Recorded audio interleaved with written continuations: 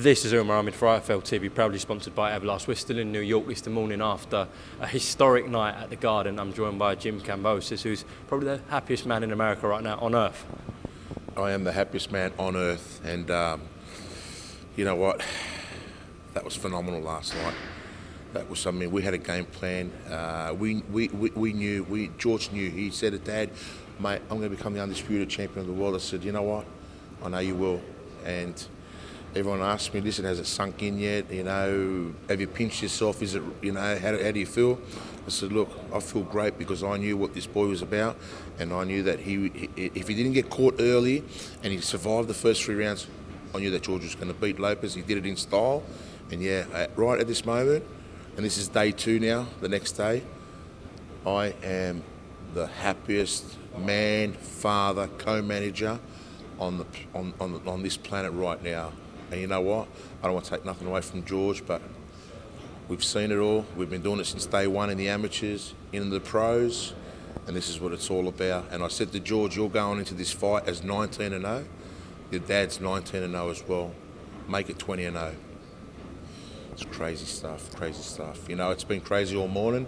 I mean, George is, obviously came down with the belts. We got limited sleep. And you know what? Everyone's taking photos with the champ now. It's brilliant. But look, one thing I told George, we're not going to lose sight of who he is, because that's the last thing I want him to do. I'll keep him grounded, make sure that he doesn't have his head in the clouds. This is business, and you know what? George is a very humble guy, talks from the heart, and that's the way George will remain. He will remain the humble champion, and he won't carry on and basically lose sight of who he is or where he came from. How much sacrifice have you had to put in yourself? Obviously, we know the amount that George has had to put in. What about yourself? A lot. I mean, it all started back when George was like 11, 12 years old, and he was playing sports, and obviously me, you know, I'm a working man. I've got a trade behind me, you know, and obviously I had managing guys in the construction industry, and then I can see that George is, you know, doing the right things when he took boxing on as a sport and he fell in love with it. And I could see the drive in this kid. I could see how driven he was, how focused he was, and obviously he lost all that weight, and then all of a sudden everything changed for him. And you know what? I started like really saying, you know what, George, I'm going to back you all the way, mate, as long as you're doing the right thing. We started travelling around Australia. We started basically getting into international camps overseas, in Russia, in Ukraine. He was going into all these training camps as an amateur. And I literally, by the time we turned pro, after George had a terrible decision for the 2012 Olympic trials, we made a decision we weren't going to go to the Rio Games. We were going to turn pro. And you know what? I invested all my time in George and his career and made sure the contracts were good, made sure that nobody ripped my boy off, because this business has its dirty side as well. I put my whole career in management, on the back burner, and literally took George's career and who he was going to be one day and literally ran with that. And look, hard work, dedication, no egos. I'm looking after the business behind the scenes. We've got a co-manager as well in the States, which obviously Peter Khan, that was the other side of it, phase 2 when we moved to the States. But George didn't have to worry about anything financially, didn't have to worry about anything in regards to getting a job, paying the bills. He didn't have to worry about contracts, he didn't have to worry about all the legal jargon and financial details. All you have to worry about is one thing: keep training, keep winning, and one day you'll become a world champion. Well, guess what? World champion is the ultimate dream for a fighter. But now, because Tia had all the belts and George was the IBF mandatory, well, he's just become the undisputed, unified, whatever you want to call it. George is basically taking photos with all the straps now, all the marbles, all the jewellery, all the gold, whatever you want to call it. It's brilliant, you know. So all the sacrifices are there. And like I said, I've got my boys back. I've always had my boys back, and that's why we've got a great bond. And last night, when that decision was pretty much announced, you could see the emotion. You could see the emotion with in the middle of that ring, between the two of us. You could just see it. It was just relief. It was brilliant. It was brilliant. Absolutely brilliant. We know the whole world was picking Teofimo Lopez, but I'm sure overnight there was a few kind of bank accounts soaring through the roof in Australia with some bets on. Yeah. I'm not a betting man. People always tell me, listen, why don't you put some money on your son? It's not about that for me. It's not about me trying to make $1 out of my boy. That's bad karma. That's the way I look at things. But yeah, people who were sending me messages, putting all this money on George. As far as I know, some people collected $47,000. Other people have collected a little bit less.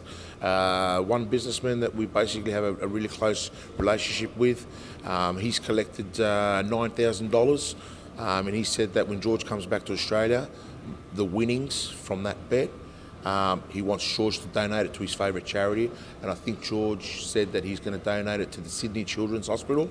But that was what the Greg, the businessman back home in Sydney, who's into developments and construction, he just said, Georgie, I put this money on. He sent me the details. He said, when George wins, the winnings will go to George's favourite charity.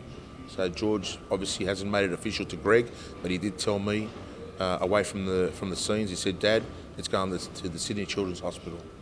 Great touch, that. We know there's so many sports in Australia that have been ahead of boxing and probably will be as we move on. But this win, where, as you said, undisputed, unified, whatever, in a high-profile fight in New York, what is this going to do, not just for yourself and George, but the whole of Australian boxing? It just takes it to another level. It takes it to another level. And when we made this decision to get away from the Australian market, when George was 11-0, and we said we're going to the States and we're going to ply your trade there and see how you go. A lot of people thought we were crazy. A lot of people thought, you know what, you shouldn't be going over there. You should stay in Australia. You should stay in your backyard. But the thing is, no, because we weren't going to get the right fights. We cleaned out the backyard anyway. George was the top dog in the lightweight division. But the thing is, we weren't going to get the right fights. We weren't going to basically challenge and push George to the limits to see if he's an actual world-class material. And we didn't want to hang around and pad records and look good, fighting in Australia, fighting nobodies, getting to 20-0. All of a sudden, you get raided, you get a world title shot, and bang, you go in there and you lose your world title shot. Nah, we did it the hard way. We did it the right way and the hard way. Whereas if you want to be a world champion, you know what? There he is, the champ. Hey, champ. And you know what? Here you go, the champ's there. We did it the hard way. We haven't got a famous surname. We don't have a boxing background. But guess what? We made a decision, father and son, and we came to the States and we got into the gyms, and George sparred former champions, world champions, Manny Pacquiao, 250 rounds, the Philippines, the whole lot. But now, there was a lot of doubters in Australia, but there was a lot of support, but a lot of doubters. We couldn't get the media. We could not get the media in Australia. I literally contacted every media outlet, a lot of media, but the mainstream media wasn't looking upon us favourably, and the reason is because we had left Australia, we'd gone overseas to the States. George hadn't fought in Australia since 2017, and the thing is, they said that George is un-Australian because he's not fighting in Australia. Why should we promote George on mainstream media, the newspapers, when George doesn't fight in Australia? So we said, well, okay, we're just going to keep doing what we're doing. We're not going to be derailed, or we're not going to lose focus of who we are, what we're doing. But guess what? We just kept rolling, 17-0, 18-0, 19-0. All of a sudden, the Undisputed was on the line, all the belts, all the marbles. And guess what? Once again, George did it in the backyard against Mickey Bay. He's done it before. He did it in Selby's backyard, and now he came to Teofimo's backyard in New York. And you know what? He put on a masterclass performance and became the world champion and undisputed champion. So now, Aussie media, everybody back home, I'm in the process of setting up a press conference, and I know that every single media outlet, journalist, is going to basically turn up to this, because this boy from Australia with a Greek background, the fat kid that was bullied and basically got picked last in everything, has now become, in my eyes, in his eyes, and everybody that knows him, Australia's greatest boxer in history, greatest is ever, the undisputed lightweight champion of the world. And this puts Australian boxing top of the mountain, king of the mountain. But the key is we defend it and hold on to those belts, because that's where the legacy is going to be really, the legacy is going to be there when you defend them, and that basically puts you in the Hall of Fame and everything. I think this is Hall of Fame stuff anyway, you know. But yeah, Australian boxing, it's got some great fighters coming through the ranks. It's been a long time since they had a world champion. Obviously, you know, back when Manny Pacquiao fought in Brisbane. But you know what, Kambosos, you've just lit up the skies with what you've just achieved last night. Right, just to close off, Jim, appreciate your time on IFL TV last night and today. Just sum up how you're feeling. You asked me that multiple times, this question. You know what, my feeling last night when I had that interview with you, my adrenaline was going. I was just like, man, well, guess what? Today I'm a little bit more calmer, a little bit more reserved, but you know, I'm just feeling so great. But I'm not feeling great. I'm feeling great for myself. I am. But I'm so proud because I've seen everything behind the scenes. I'm so proud for George Kambosos Jr. I mean, you know, I went to bed late this morning because obviously we had to go to the hospital for precautionary measures.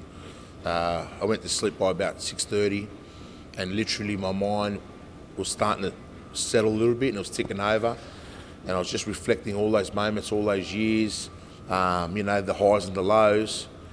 But I know for one thing, we did everything right, and that's why I'm just extremely proud for George Kambosos Jr. And obviously I'm for myself because, you know, he's my son, and I had his back all the way. I always had his back, you know. So whatever's coming next, whatever's going to be, you know, pretty much, you know, forwarded to us, we're going to sit around the round table and discuss things. Well, that's something that we will start to look at, but we're not going to get ahead of ourselves. We're just going to take this step by step, just like we've taken George's journey. It's been a step-by-step process. We didn't jump too early. We didn't basically put him in anything that was going to, you know, get him a loss. We manoeuvred him well, and you know what? He needed that experience, and he got the stepping stone with key fights. I mean, once he left Australia, Mickey Bay was a key fight. Former world champion Lee Selby. These were stepping stones to last night's greatness. That's what I call it. Last night's greatness. I will have to ask Teofimo Lopez Sr.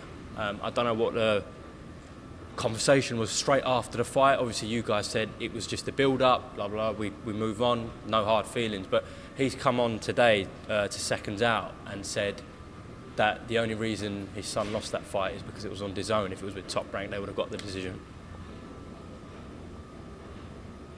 Really? Well, at the end of the day, that sounds like a sore loser to me. But look, I'm not going down this road.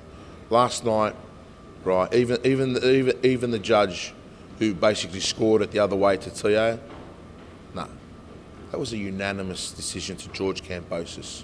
But look, split decision. George's last two fights have been split decisions, and they shouldn't have been split decisions. In the UK, split decision, masterclass. Mickey Bay, split decision.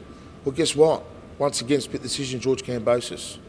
But look, this build-up has been enormous. It's been basically building since the day that the purse bid was announced and won. Obviously, that promotional company obviously couldn't honour its deal and pretty much put it together. And obviously, Lopez got COVID, and that really kind of derailed everything for some reason. Matchroom picked it up, and things got really, you know, heated. They went to different levels. Father, his son, father, my son, you know, but in that ring after that fight, George was talking to Teo, telling him, listen, Teo, one thing I'm going to tell you, and I was there because I wanted to make sure that things didn't sort of like get out of hand again after the fight. He said to Teo, one thing, they lied to you. They lied to you. And I was there. I was there in Miami when this all happened in regards to Teo's claims about his mother. George said to him, they lied to you. I would never, ever say anything about your mum. I understand that boxing is not about family. We had an agreement, and he goes, I would never bring family into it. So whoever has been telling Tio, and if that was a motivational factor, guess what? It didn't work. But you know what? George said, I never said one thing about your mum, and I'm telling you from my heart, you never did. I said to Tio, listen, mate, congratulations, you were the champ, there's a great fight, blah, blah, but it's this and this. Obviously that's what you do after the fight. You're trying to, the fight's over. He just turned around and says, you should apologise to my dad. I said, look, I don't have a problem apologising to your dad because I'm a man. At the end of the day, this was a build-up between two fathers and two fighters, and there was a lot at stake here, right? So I did turn around. I did say to Senior, hey, listen, whatever was said, whatever happened in the gym, at Church Street Gym, whatever was said building up to this, and obviously name-calling and everything else, I said, mate, this is the mind games of boxing. Like when you go to battle, when you go to war, 70% of it is strategy and mind games. And this is exactly what we put in place. George put that in place early. He literally broke you down mentally. But after the fight, we got the marbles, we got the results. Well, you know what? I was man enough to apologise to Senior, and I said to him, if there's anything there that offended you, I apologise. He said, you know what? I apologise as well. We hugged each other in front of a packed house.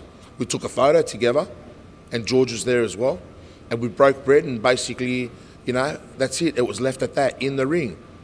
Whatever's said now afterwards, when you've had time to think about it all, they're talking about Top Rank, and they're talking about decisions, they're talking about that. There was 5,000 people there last night and millions around the world that saw that. And I'll tell you one thing, I don't think you've got any grounds to stand on. Even if you took it to the high courts and the Supreme Courts, you'd lose. You'd lose. You've got no grounds on anything. So, hey, don't sound like sore losers. Take it on the chin. I know you gave Wilder a bit of a hard time when basically he lost. Well, mate, you know what? Take it on the chin. Reassess, move up, go to 140. You know what?